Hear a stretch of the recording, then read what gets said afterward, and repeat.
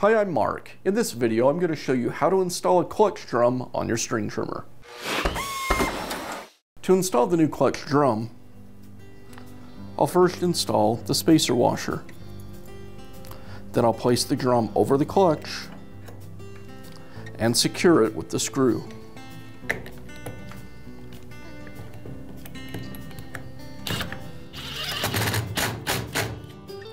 The screw is usually either a Torx number 20 or number 25. Now I'll reinstall the spark plug.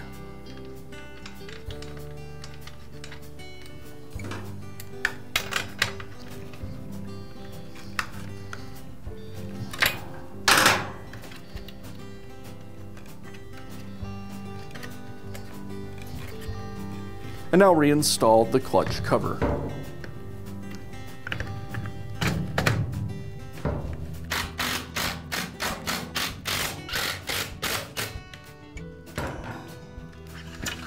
And that's all it takes to install a clutch drum in your string trimmer.